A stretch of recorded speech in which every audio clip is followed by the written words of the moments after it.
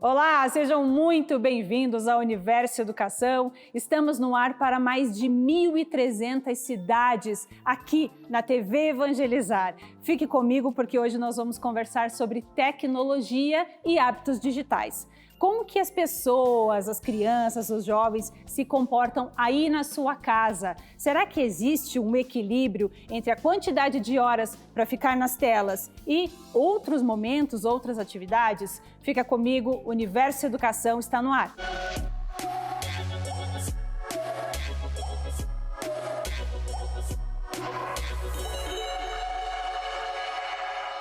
Olá, vamos chegando à nossa sala de estar, à nossa sala da educação, para a gente conversar com você que está em casa, pai, mãe, vovó, tio, que tem dúvidas com relação à educação. O programa de hoje é sobre tecnologia e hábitos digitais. E claro que se existe um consenso ou algo comum nos desafios da educação, é sem dúvida a tecnologia e os hábitos digitais. Como ajudar as crianças a estabelecer um horário, um tempo, até que ponto é saudável e como ajudar a todos neste processo. Para me ajudar nesse bate-papo aí, para a gente conseguir chegar a uma conclusão, eu tenho aqui comigo nos estúdios o professor Kleber Candiotto. Kleber, que é doutor em filosofia e também um grande estudioso das mentes, né, Kleber? Seja muito bem-vindo. Muito obrigado, Carol. Assim, a gente tenta compreender esse fenômeno tão misterioso que é a mente. E a gente só descobre que cada vez mais o mistério se amplia. Que cada vez mais não dá para parar de estudar, Nunca, né? Não tem jeito. E aqui, direto de Campo Magro, né? Hoje viajando, nosso querido Marcos Meyer. Muito obrigada mais uma vez pela sua presença aqui no Universo Educação, Marcos. Carolina, é muito bom estar aqui, eu adoro falar também, então a gente tá juntos para a gente poder ajudar aí os papais e mamães nessa educação que está cada vez mais difícil.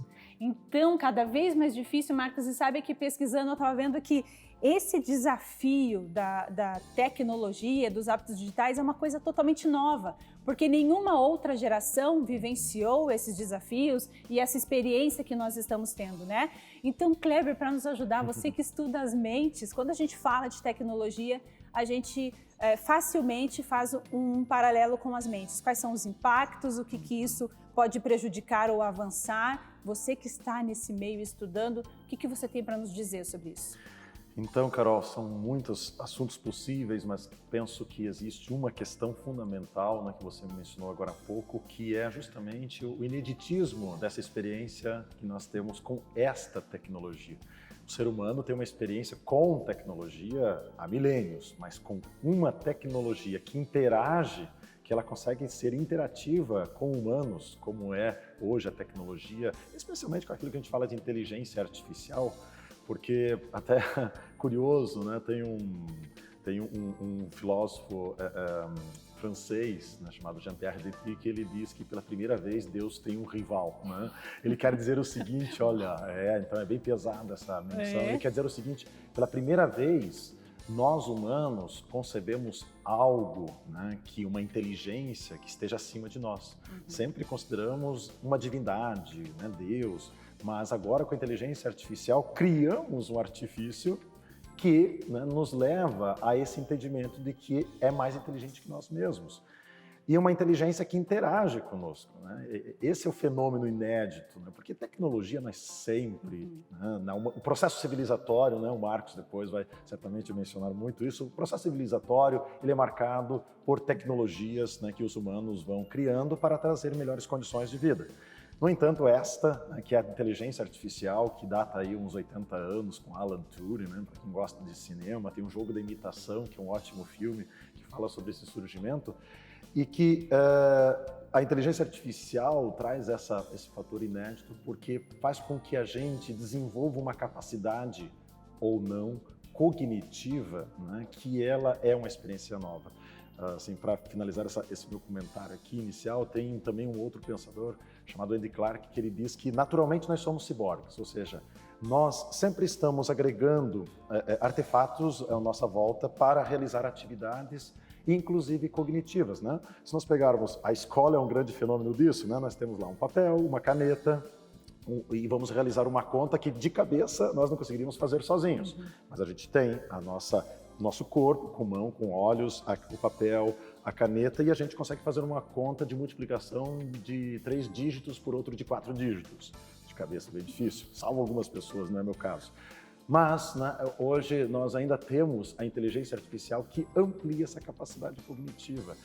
Capacidade cognitiva não da nossa, especialmente, mas a condição da cognição. E aí um problema, porque nós acabamos delegando demasiadamente a esses artefatos as funções cognitivas. Talvez esse é o grande risco que nós estamos passando no momento. Exatamente, Kleber. E o Kleber trouxe justamente uma questão que eu ia conversar contigo, Marcos. Dentro dessa questão da inteligência artificial, desses estímulos a todo momento que estão nas nossas mãos, né? O estímulo fica o dia inteiro ali com uma tela, com o celular, enfim. Quais são os impactos no cérebro de uma criança e de um jovem? Bom, nós temos fatores aí muito positivos e outros muito negativos. Eu vou falar rapidamente sobre os negativos e depois vou para os positivos. Os negativos, basicamente, é o tempo de tela, o tempo de exposição à tela. Os médicos, fisioterapeutas, oculistas já estão alertando que uma criança muito tempo parada começa a sofrer consequências no seu próprio corpo. Então, assim, a Organização Mundial de Saúde recomenda que, no máximo, o número de horas de tela seja 3 horas por dia, no máximo. Mas o que está acontecendo? A gente está vendo criança e adolescente com 4, 5, 6 horas. E aí o que acontece? O corpo fica muito tempo parado. E corpo de criança parado significa falta de desenvolvimento. Essa criança não está se desenvolvendo adequadamente. Aí nós temos crianças com dores de cabeça muito fortes, porque a curvatura da nuca é muito grande, pressiona nervos e a criança tem dor de cabeça. Gente, isso é coisa de velho, não é coisa de criança. Não podia estar acontecendo isso, mas está por causa dessa situação. Outras coisas, por exemplo, criança parou de correr, brincar, pular, criar, inventar. Isso é péssimo para o desenvolvimento do cérebro. Então, temos sim que limitar as horas de uso. E o outro lado, vamos para o lado positivo. Eu estava conversando com o Kleber, ele é um grande especialista na filosofia e fazendo uma ponte com inteligência artificial. Gente, isso é fantástico, isso é muito lindo. Então, o que a gente precisa agora entender em relação à tecnologia? Vamos pegar hoje um grande profissional, empresário, o gerente de uma grande empresa, de uma multinacional. O que esse cara precisa como funções cognitivas? Ele precisa tomar decisões rápidas em função do tempo, porque se demorar, o concorrente já passou na frente. Ele precisa tomar decisões muito cuidadosas, porque vai ter consequências, elas vão ter consequências lá na frente. Precisa estabelecer uma estratégia para que essa empresa dê lucro daqui a 2, 5, 10 anos. No meio do caminho, tem que mudar a tática, porque se mantiver sempre a mesma forma de agir, vai dar errado. Tem que ter flexibilidade. Essas são as grandes funções mentais que um grande executivo precisa. Aonde que ele pode adquirir isso? Lá na infância. Videogame. Olha o que o videogame faz. Se você não estabelecer uma estratégia, você não passa de fase. Se você não tiver flexibilidade para mudar a estratégia, a inteligência artificial do jogo vai contra você e você continua perdendo, voltando para a primeira fase. Se você toma uma decisão agora, ela vai ter consequência lá na frente. Por exemplo, eu não pego aqui um artefato na fase que eu estou e deixo passar. Se eu deixo passar, vai faltar lá na frente. São todas funções cognitivas, cálculo, lógica, raciocínio hipotético dedutivo, tudo isso presente na tecnologia, nos jogos, nos brinquedos, nessa parafernália toda que a criançada tem contato. Vai ser útil? Super útil lá na frente. Então vamos parar de demonizar videogame, demonizar tecnologia. Tem educador que fala assim, na minha sala nada de tecnologia, aqui comigo é giz e quadro negro. Ele nem percebe que giz e quadro negro são tecnologia. Então assim, ele é contra a tecnologia, mas usa. É o comunista de iPhone, né? Então, assim, a gente precisa abrir mais a nossa cabeça para trazer a tecnologia de uma forma produtiva. Esse é o grande segredo. Sim, e de forma produtiva e que auxilie também, no caso, né, as crianças e jovens, num hábito, não sei se é um hábito, né, mas assim, como manter a paciência, porque a gente vem de uma geração doutora aqui, eu estou falando com doutor em filosofia, estuda, lê livros do começo ao final. A gente não tem mais esse estímulo da leitura também, né? As crianças, por conta também disso que o Marcos trouxe, dessa inteligência artificial, desses tantos estímulos, começa uma coisa para, começa a assistir um desenho para, começa um jogo para. Como auxiliar também, né? Dentro dessa família, onde os pais tiveram essa educação de começar e terminar um livro, a resgatar essa paciência, essa concentração também, né, Kleber? Carol, eu acho que é uma questão muito importante que você abordou bem no início, né? Que como fazer com que esta nova geração, chamada nativos digitais, né? Que eles nasceram na era do iPhone, enfim, da era do smartphone, que iniciou ali em 2007, começa por nós mesmos, né? Nós adultos talvez estamos também adentrando num conjunto de hábitos digitais que não estão em consonância com aquilo que a gente espera, por exemplo, de desenvolvimento, de reflexão, desenvolvimento de maturação de pensamento, que como é uma leitura de um livro inteiro, né, como você acabou de falar aqui. Claro, né, evidentemente nós termos a tecnologia a nosso favor, como por exemplo o professor Marcos mencionou muito bem, né, jogos. Os jogos digitais, né, que nós temos hoje potencializam demasiadamente a capacidade cognitiva quando se faz um bom uso, não há dúvida disso, né? Mas, por outro lado, a vida é um grande jogo. Nós estamos numa atividade constante de jogo, no sentido de aposta, de ver estratégias e tudo mais. Então, só o ambiente digital faz com que se desmaterialize tanto a vida, né? E depois, no face a face, né? Depois, quando nós estamos numa relação realmente de presencialidade, nós temos ali um indivíduo que sabe muito bem desenvolver estratégias no âmbito digital, mas talvez falta aquele detalhe que ele não percebe na percepção do outro, enfim, na sua percepção ao outro e tudo mais. Esse equilíbrio é a pergunta de $1 milhão, né? Porque ela começa por nós mesmos, né? Nós, adultos, acabamos não mostrando um exemplo adequado também para as nossas crianças e adolescentes, porque nós também vamos diminuindo ao longo do tempo o período que nós nos dedicamos a uma leitura, a um filme inteiro. Há uma sensibilidade, uma relação, né? Mais questão humana de você ter sensibilidade, empatia. Exato. E agora, né, Carol, no período da pandemia, nós tivemos um hibridismo muito grande dos nossos trabalhos, ou seja, nós estamos em casa, mas o trabalho foi para casa de forma remota. Nós também, né, fomos pegos muito de surpresa. De um momento para outro, você tem que fazer quase tudo remotamente, é tela o tempo inteiro. Então, qual é o limite de tela, né? Se nós pensarmos aqui a Organização Mundial da Saúde, né, como o Marcos lembrou, ressalta 3 horas, mas as nossas crianças, pelo menos 4 horas, elas já ficavam só com a aula, né? E óbvio, depois para fazer a tarefa, postar, etc. Então, nós estamos falando de 6, 7, 8 horas por dia, pelo menos. É muita coisa. E nós também, né? Quem está trabalhando em casa fica 8, 9 horas, né, com a tela. Claro, existem muitos fatores neurológicos, né, que nos atingem, mas também temos que levar em conta, e aqui eu também sou um entusiasta muito grande da tecnologia a favor no nosso desenvolvimento, desde cognitivo quanto humano mesmo, né? Se nós identificarmos, né, esse excesso de tela, por outro lado, trouxe um outro... Não, o excesso não, vamos tirar a palavra excesso, porque excesso é difícil ter algum benefício, tá? Mas esse aumento do uso de tela também fez com que a gente reduzisse uma série de fatores à nossa volta, a chamada desmaterialização, né, dos artefatos. Ou seja, está no celular, está no nosso notebook, praticamente uma série de equipamentos que estavam na nossa casa, né? Desde um rádio-relógio que nos acordava de manhã, está tudo no seu celular. Aliás, né, dificilmente hoje as pessoas usam o relógio no seu pulso, olhar, né? E no meu caso também não, porque a gente tem o celular.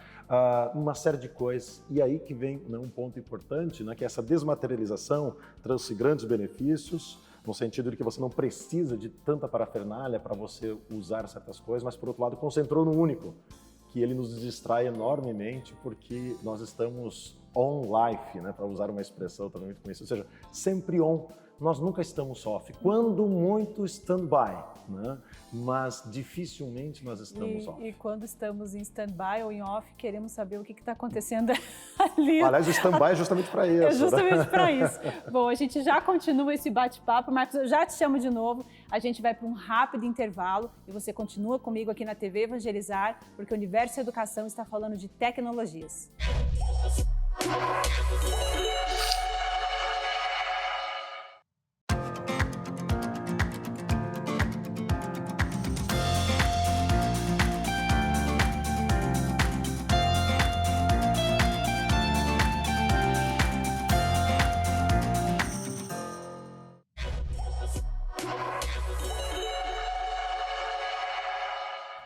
Olá, o Universo Educação está de volta e eu quero perguntar para você como que tá as questões de hábitos digitais e tecnologias aí na sua casa. Tá tendo muita briga, desentendimento? Acredito que um pouquinho sim, né? É justamente porque é um tema novo para todo mundo. A gente acabou de conversar no primeiro bloco aqui que é a primeira vez que as nossas gerações estão experienciando os hábitos digitais e os resultados e as consequências disso. E para me ajudar a conversar um pouco e a gente entender aqui na TV Evangelizar este processo, eu estou com Kleber Candioto, professor, doutor, aqui nos estúdios e comigo nessa janela do mundo, que eu costumo chamar esse link, Marcos Meyer. Mais uma vez, sejam muito bem-vindos, meninos.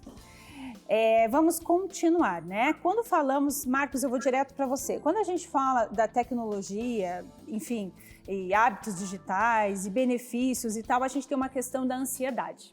A gente percebe, e isso é algo já comprovado cientificamente em pesquisas, que a ansiedade ela também é um transtorno causado pelos hábitos digitais, né? Como que a gente consegue ajudar as nossas crianças aí, os nossos jovens com relação a isso? Os hábitos digitais podem estar relacionados à ansiedade, né? Então, a gente tem que tomar um cuidado, senão a gente culpa sempre o celular, porque a criança não está bem, e nem sempre é isso que acontece. Veja, nos Estados Unidos apareceu um pesquisador que trouxe uma ideia muito interessante. Ele está chamando um certo transtorno, uma certa dificuldade de déficit de natureza. E está mostrando, e a pesquisa comprova isso, que as crianças que têm esse déficit de natureza passam a ficar mais ansiosas, mais irritadas, mais nervosas, dentro de sala de aula aprendem menos, ou seja, tem uma série de consequências. Por quê? Porque, por exemplo, se a criança não tem contato com a natureza, em geral, ela fica em casa e tem o que para fazer em casa? Internet, são os hábitos digitais. Aí ela fica constantemente ou brincando, ou um videogame, ou vídeos e assim por diante.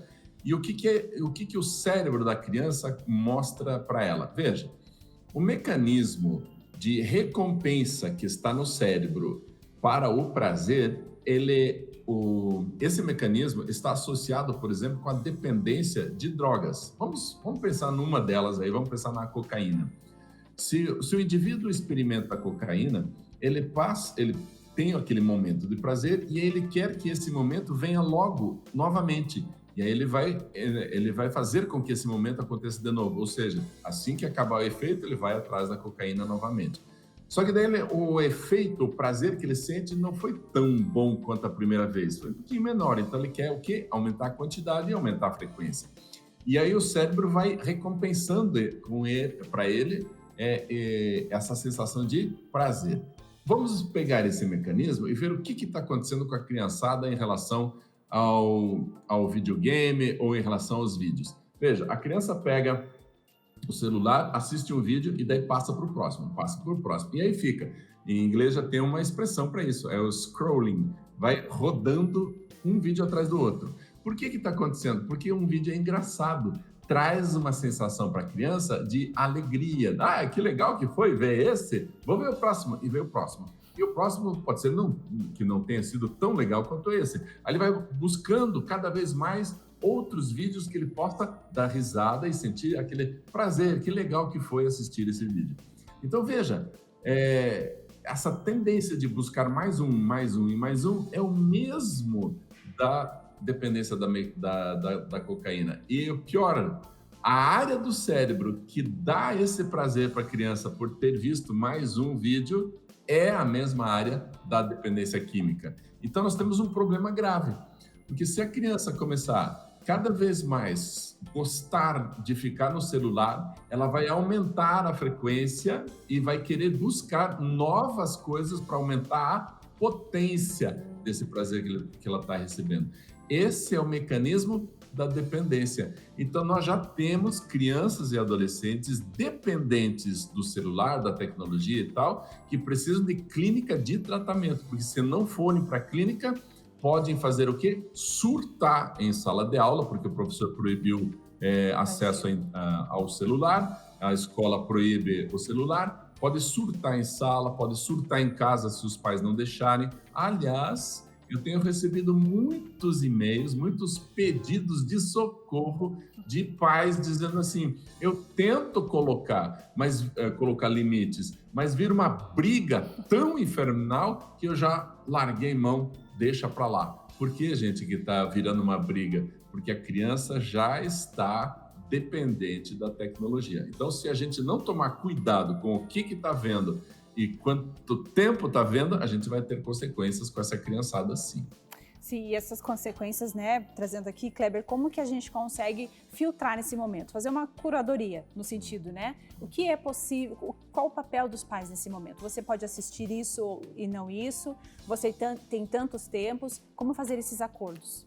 Então, nós humanos, para estabelecermos bons hábitos, a gente precisa de certo regramento, né? Porque a busca por uma satisfação, ela faz com que a gente perca facilmente essa noção de regras, porque nós nos descontrolamos. Isso pode acontecer com a alimentação, por isso que a gente precisa de bons hábitos alimentares, bons hábitos, né, de atividade física, bons hábitos digitais, né? Mas essa talvez a grande questão é que nós, também adultos, né, não conseguimos ainda encontrar para nós, né, um equilíbrio neste uso por conta de uma questão de base que às vezes a gente não percebe. Aí a filosofia procura trazer um pouco isso, né? As questões que não estão tão na superfície assim, a gente busca de forma mais aprofundada, que a estratégia para fazer com que se tenha, né, Marcos, usuários, né, de redes sociais, enfim, do mundo digital, até porque é curioso isso, né?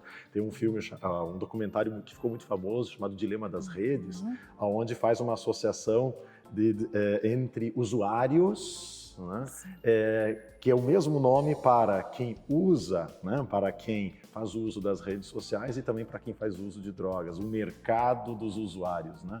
Então, é uma dependência que se cria, mas por quê? Porque também a estratégia de base é fazer com que a gente fique faminto de dados.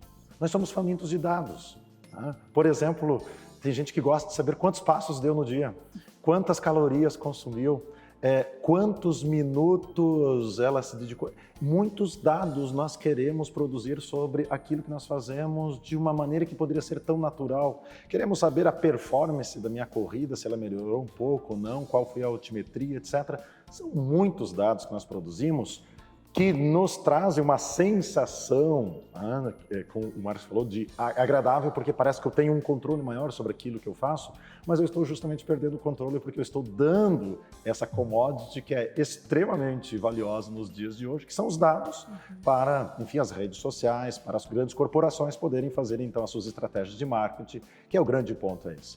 E aí que está a grande questão, né, porque isso acontece especialmente pelo instrumento, óbvio, que nós mais utilizamos, que é o celular, né? Mas que nós não conseguimos estabelecer ainda uma razoável forma de uso para que este celular realmente seja usado para algo que traga um benefício para o meu desenvolvimento ou apenas para suprir uma necessidade que ela é meramente momentânea, né? Então, a curadoria, você falou essa palavra, curadoria, ela é muito interessante, né? Começa, e aí, né, depois a gente joga a bola sempre para a escola, mas vamos lá. A escola hoje precisa levar em conta que é necessário colocar nos seus currículos uma educação digital. Não existe uma disciplina, um saber para as nossas crianças que estão lá na educação infantil, né? Educação digital desde cedo. Porque sim, é importante ela saber de história, saber de geografia, é muito importante tudo isso. Mas na nossa sociedade hoje, não ter uma educação digital já lá na base, com especialistas, com pessoas que estudam, porque também os pais hoje se sentem muito perdidos diante de tanta dificuldade de entender esses limites, mas aí sim, se a escola, se fosse um ambiente de investimento para profissionais, educadores, né, professores, entender melhor esse fenômeno e começar no ambiente da sala de aula esse benefício complementar aí o ambiente familiar, seria uma estratégia muito viável, porque é muito complicado a gente delegar, por exemplo, aos pais que estão envolvidos de trabalhos constantes, esta responsabilidade, né, desse controle que eles mesmos não conseguem fazer por conta da situação que eles estão, que é mais uso constante para trabalho, né? A natureza, né? Eu acho fantástico isso, né? Que a criança precisa ter esse contato com a natureza, mas muitos pais moram em apartamentos, né, que não tem sequer, às vezes, uma árvore no condomínio, né? E o ambiente escolar também como um outro ponto favorável para esse contato com a natureza, para atividades ligadas à natureza, para fazer com que a criança adquira esse gosto que ela não criou, porque ela não teve sequer, às vezes, oportunidade. Ela está num ambiente onde isso praticamente não existe, né? Então, eu sei, a gente, enfim, como professor, né, o Marcos, né, talvez concorde comigo, como professor, é muito comum a sociedade jogar, tá aí escola, resolva o problema, né? No entanto, o ambiente educacional, as instituições de ensino devem realmente entender que essa questão da educação digital é uma responsabilidade, pelo menos em parte, né, para que a sociedade minimamente consiga lidar com esse fenômeno que é muito intenso e recente, né? E a gente adquirir um conhecimento para como lidar com isso, nós não sabemos lidar, né? Como é que nós vamos também estabelecer isso para a criança? Isso, e assim, trazendo isso que você falou, Kleber, a gente teve um outro programa com o Meyer e ele falou algumas coisas de tecnologia. Eu falei assim, vou levar e vou tentar. Meu filho falou, mas por que, mamãe? Porque o Dr. Marcos falou, porque o Dr. Marcos Meyer me ensinou. E tentar passar para eles isso é muito difícil. A educação dentro da escola realmente seria uma mão na roda, acho que para muitas famílias, né? Bom, a gente vai continuar esse papo no terceiro bloco. Você fica comigo aqui na TV Evangelizar, porque a gente já volta para falar sobre tecnologia e hábitos digitais. Fica aqui!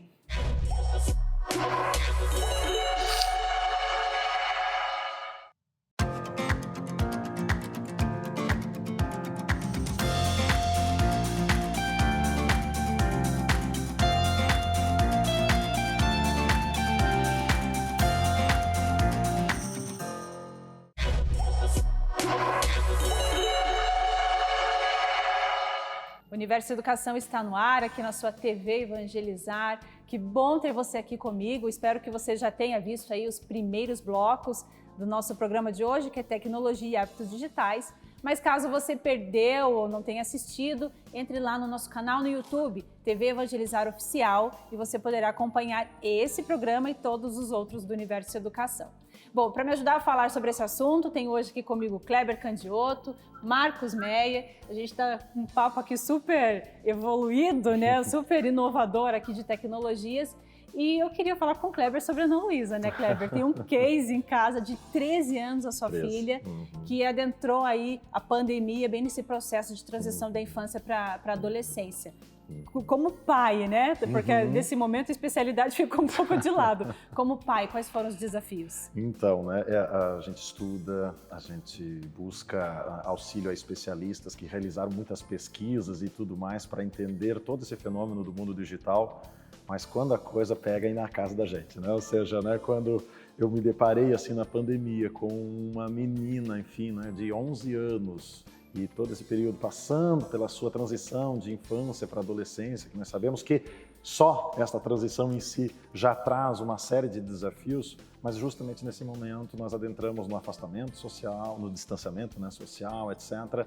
Então foi muito desafiador, né? Foi muito impactante assim, no contexto da nossa convivência lidar com esse fenômeno, porque muitas vezes, Carol, eu estava lá, por exemplo, no outro dia, participei, enfim, de uma banca de doutorado e não podia sair da frente do meu computador. Eu fiquei 4 horas ali na frente, direto, e a minha filha, nesse momento à tarde, lá no quarto dela, provavelmente... Ociosa, sem saber, né? Exatamente, provavelmente na tela e tudo mais. Então a questão é como você vai fazer um controle numa situação como essa, né? No entanto, aí que vem também aquelas atitudes que às vezes nós complicamos demais, queremos, né, tornar tudo tão complexo, mas a simplicidade como aquele momento, aquela folguinha, ir lá ficar um pouquinho, né, com ela, puxar um assunto, ter lá ela tem uma cachorrinha, né, de fazer uma coisa mais comum e mais simples possível, para que ela também perceba que existe uma série de outras coisas, né, entre a tela do computador e a tela do celular, que ela pode fazer no ambiente do lar, mesmo que o pai esteja ali trabalhando, mesmo que ela também tenha que estudar, mas fazer outras coisas pequenas. Às vezes uma quebra de 15, 10 minutinhos já colabora muito na maneira de discernimento dela do que ela vai fazer do uso da sequência. Né? Tentar fazer esse equilíbrio. E porque, principalmente, você dá algumas rupturas, né? O grande problema é quando você tem uma criança, né, que ela está contínua ali nas telas, né? Essas rupturas acabam ajudando bastante até criar os vínculos, né, entre pai e filha, né, entre humanos e animais, enfim, que são necessários para nós, né? Sim. Ô, Marcos, me diz uma coisa, eu vou te fazer duas perguntas, mas eu sei que você vai nos ajudar aqui. Essa questão de tecnologias e hábitos digitais, né? A gente está falando de celular, smartphone, enfim, e dentro dos nossos telespectadores, a gente tem mais de 1.300 cidades. Então, a gente tem pessoas de todos os níveis sociais. Isso é um problema que envolve classe social e, se for ou se não for, o que cada pai, cada mãe, dependendo de cada classe social, deve fazer de atitudes com seus filhos. Essa é uma pergunta assim para umas 2 horas de palestra, né? Mas a gente tem pouco tempo, então ajuda. Mas vamos lá, vamos ser bastante sucinto. Eu vi uma charge, que é uma figurinha para fazer pensar, muito interessante. Eu vi aonde? Nas redes sociais, mas é bem legal. Um banco de praça, a mãe e o filho, e na outra ponta do banco, outra mãe e outro filho. Essa mãe com o filho, os dois estão lendo, cada um está lendo um livro. E os outros dois, a mãe está no celular e o filho no celular. Aí a mãe que está no celular se vira para a mamãe que está com o livro e pergunta assim: como que você faz para o teu filho gostar de ler? Sensacional. Isso é uma pancada muito legal em relação a exemplo, né? Então, assim, tem muitos pais hoje que passam todo o dia na frente das telas, quando vão para casa, continuam, vão responder e-mails, vão para as redes sociais e tal. Então, diminuiu muito o contato, a interação com os filhos. Então, eu tenho muitos casos de mães que pedem ajuda para mim e eu pergunto assim: quanto tempo você está passando com o seu filho de forma exclusiva? Ou seja, só com o filho.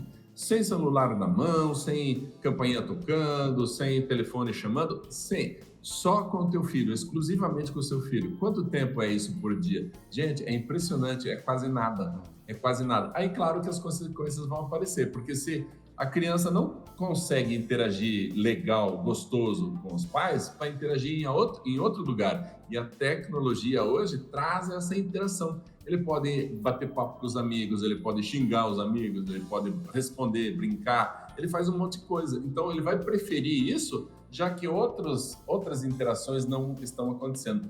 Teve uma pesquisa muito interessante a respeito de dependência de drogas, que pegaram os camundongos e colocaram água com droga. Aí, logo os camundongos ficaram viciados naquilo. Mas daí um outro cientista pensou assim: eles ficam viciados porque a única coisa que tem para fazer é essa água com droga. Vamos fazer diferente. Vamos criar uma gaiola com 1000 coisas de brincar. Rodinha para girar, escorregador, labirinto, uma série de brinquedos. Vamos ver quantos vão ficar dependentes. E aí foi muito impressionante, gente.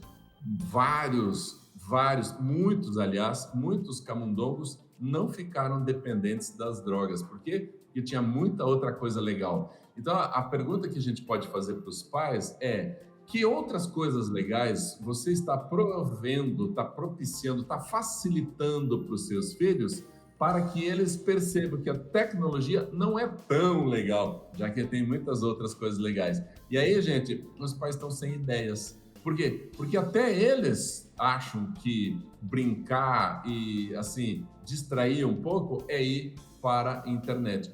Eu tenho um amigo que o filho de 12 anos, num sábado de tarde, fez assim, pôs a mão no peito e falou assim: ai pai, ai, tô com uma coisa ruim aqui, uma coisa ruim.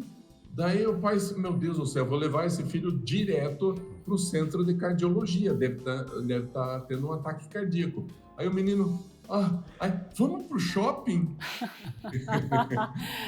Daí que ele sacou, todos os sábados a programação da família era ir ao shopping. Então passeava no shopping, tomava um sorvete, assistia um filme, iam lá nos brinquedos. Era todo sábado, era isso. Aí um dia que ele resolveu não ir, aconteceu isso com o menino. Mas o menino já estava acostumado com esse tipo de coisa. Então, gente, quando a gente acostuma os nossos filhos a ir a um parque, jogar frisbee, né? Aquele disco de jogar um pro outro, jogar bola, futebol, correr, tem tanta esconde-esconde, né? Tem tanta brincadeira legal. Quando a gente acostuma os nossos filhos que essas coisas são legais, divertidas, aí a gente diminui um pouco essa ansiedade que eles têm de buscar tecnologia. Outra coisa, o Feuerstein, um grande educador que eu sigo, ele diz assim, tirem as crianças da posição de consumidores de informação e levem-nos à posição de geradores de conhecimento.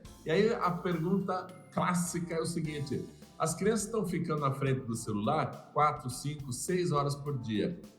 Se a gente perguntar aí para o Kleber, que é professor universitário, quantas horas um aluno universitário fica na frente dos professores? 4 horas no máximo, porque tem intervalo, tem troca de turma, tem um monte de coisa. 4 horas. Gente, para fazer faculdade, para fazer um curso superior, basta ficar 4 horas por dia na frente do professor. Agora, criançada, os adolescentes estão ficando 5, 6 horas na frente do celular e estão fazendo o quê? Nada. Não produziram, não criaram, não inventaram, não fizeram nada, não fantasiaram. Gente, não fizeram, não produziram. Então tá faltando o quê? Tá faltando a escola pegar o celular e fazer assim, olá, criançada, hoje, daqui para frente, a gente vai aprender como criar, olha só a palavra, criar um aplicativo para celular. Ótimo, tá criando, inventando, produzindo, é isso que tá faltando. Tem que sair dessa posição de consumidor e ir para essa posição de gerador de conhecimento. Criar, produzir, fantasiar, fazer, criar textos, construir textos. Texto contra um político, contra o outro, a favor de um político, a favor do outro. Mas textos que façam pensar. Senão acontece o quê? Em quem que eu voto? Porque não sabe nem pensar essa criatura. Porque se tornou um consumidor. E é isso que a gente tem que fazer uma grande e radical mudança. A escola e a família juntas podem fazer. Perfeito, Marcos, perfeito. Kleber, né, ele te fez uma pergunta, se você quiser responder, por favor, fique à vontade para responder. Sim. Mas eu queria trazer outra questão, assim, você falou um pouco disso, né? Você como filósofo, acho que pode nos ajudar. Por vezes, a criança deixou de fazer alguma coisa, a gente fala assim, tem que fazer outra coisa, tem que brincar disso, tem que brincar daquilo. Pai, vai lá, inventa alguma coisa. Esse ócio criativo, esse momento de ficar sem nada. Então, assim, não tem a tela, tem brinquedo ali, tem coisas para fazer aqui, a gente desceu, mas ela criar as suas próprias brincadeiras. Isso também acho que é fundamental, né? Sim, fundamental, porque o processo criativo, ele é muito próprio da criança. A criança, o seu desenvolvimento está diretamente atrelado à criação, porque afinal de contas ela está descobrindo o mundo, e para descobrir o mundo ela tem que fazer hipóteses sobre o mundo para experimentar o mundo. Isso é criar, isso é fantástico. O processo da primeira infância, especialmente, onde nós temos as nossas bases, né? Freud vai dizer todos as nossas referências de valores para o bem e para o mal começam ali, né? E é muito próprio da criança essa questão de criar, mas a tecnologia ela já traz pronta, né? O professor Marcos falou muito bem agora, né? Traz pronto para nós e aí vira esse consumo desenfreado apenas, né? Mas nós temos tantas oportunidades no nosso ambiente familiar, no nosso ambiente doméstico, né? Deixa eu aqui só pegar uma primeira pista muito modesta, né? Assim, mas uma pista de que eu procuro fazer, né? Por exemplo, filha, hoje Daqui a pouco o pai vai ter trabalhado, daqui a pouco nós vamos fazer um lanche e dá uma olhadinha lá na internet, alguma coisa que a gente possa fazer de um lanche diferente com as coisas que tem aqui na cozinha. Ou seja, ela tem que dar uma olhada primeiro lá, depois dar uma olhada. Fazer esse uso da internet. Porque não adianta olhar, né? Ela tem que também ter uma relação com o mundo real, né? Porque não adianta abstrair, vou fazer aqui um bolo maravilhoso, vai chegar na cozinha do pai, não tem quase nada, né? Então ela tem que olhar lá, né? E ela tem que ver o que ela pode fazer, e aí ela começa a seguir, então, até mesmo, né, numa rede social dela, né, começa a seguir lá uma menina que faz receitas, que ajuda ela a criar também. Ela vai lá e tenta e dá uma mudada aqui e ali. É claro, né, que ali você está diante de uma interação que ela é muito saudável e ela é precisa, porque a criança, o adolescente, ele tem que fazer uso dos meios digitais, porque depois, enquanto adulto, nós estamos percebendo isso, nós precisamos fazer todo momento, mas de uma forma tal que nós não tivemos a oportunidade de aprender como fazer lá na infância. A gente foi obrigado, de certa forma, a fazer uso ao longo da nossa vida, porque não somos nativos digitais. Sim. Né? Agora, nós adultos não estamos, né, e aqui eu também assumo essa responsabilidade enquanto pai, né, da Ana Luísa, você enquanto mãe do Francisco, né, nós assumimos uma certa responsabilidade aqui de que nós não criamos também mais nada para eles. Né? Quando nós éramos crianças, os adultos não precisavam muito porque havia um ambiente livre. Eu estou falando por mim que eu me criei no interior, propício, né? Um ambiente livre onde as outras crianças interagiam, não havia aquela preocupação exacerbada com a segurança e tudo mais, que a nossa contemporaneidade também traz muitas restrições. Então era mais livre essa oportunidade, né, de criar. Hoje as crianças interagem muito mais com adultos, estão muito presentes o adulto ali com elas. Né? Isso é bom, isso é ruim? Não é o caso. A questão é que nós adultos, aliás, somos o adulto da relação, né? Nós adultos, que nós deveríamos perguntar mais sobre o que nós podemos fazer para quebras, para oportunidades de interagir nas coisas reais do mundo, trazendo o digital como um ótimo complemento para gerar produtividade. Produtividade aqui, não vamos aqui entender produtividade só no sentido, né, radical, mas para que ela produza ideias, tenha capacidade de questionar, tenha capacidade de relacionar coisas, que talvez aí é uma grande questão, né, Marcos? Né? Nem os adultos mais estão acostumados, né? Perderam esse hábito de questionar, de dialogar, porque as redes sociais dão um ambiente tão livre para todo mundo falar o que pensa, sem um fundamento, sem uma consistência, sem um debate, onde você está na minha frente, e isso traz uma responsabilidade maior. O ambiente digital tira essa responsabilidade e por isso que as pessoas ali facilmente falam coisas desagradáveis, agressivas, ofensivas, né, para muitas pessoas. E que nós precisamos, enquanto adultos, resgatar isso. Né? Tem o Marcos falou de um pensador que ele, enfim, se inspira. Tem um outro bem interessante também que eu gosto de ler bastante, que se chama Byung-Chul Han, que é um filósofo sul-coreano. Tem uma obra dele recente que se chama No Enxame, né? Tem 3 anos essa obra, No Enxame. Nós vivemos na cultura do enxame, de falar. Mas nós não desenvolvemos mais o hábito de escutar, o hábito de questionar, o hábito, né, de fazer com que a gente produza um pensamento efetivamente. Pesquisar, falando de pesquisadores, né? Exato. Bom, gente, muito obrigada mesmo por este momento tão rico para as famílias que estão nos assistindo. Eu acho que falar de tecnologias e hábitos digitais, por mais que pareça ser um clichê, é sempre necessário, porque a cada dia surgem novas coisas, a cada dia as crianças estão aprendendo novos formatos e ferramentas de ensino, né? Então, obrigada, Kleber, por sua presença aqui conosco, muito obrigada. Eu que agradeço a oportunidade de estar aqui contigo, com o Marcos, um belo momento. Que bom. E Marcos, querido, mais uma vez, gratidão por estar aqui conosco no Universo Educação. Valeu, foi uma delícia e me sigam lá no meu canal do YouTube que tem centenas de vídeos de como educar as crianças. Valeu, gente, um grande abraço a todos. Obrigada. E você, muito obrigada pela sua audiência, pela sua companhia nessa tarde. Que bom ter você aqui conosco, porque além de ensinar, a gente precisa aprender como ensinar. Não é tão fácil, mas é possível. Obrigada, fique conosco, semana que vem estaremos aqui falando de educação, porque o Universo Educação é isso. É vida em movimento, é aprender para educar. Tchau, tchau, pessoal. Obrigada.